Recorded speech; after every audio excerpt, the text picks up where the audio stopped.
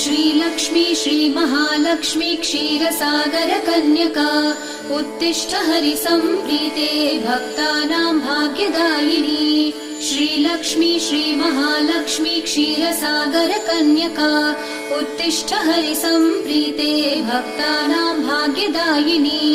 उत्तिष्ठोत्तिष्ठ श्रीलक्ष्मी विष्णुवक्षस्थलालये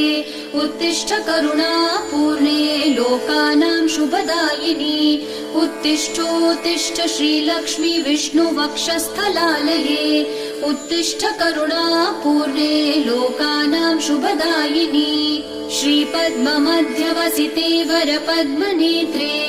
श्रीपद्महस्तचिरपूजित पद्मपादे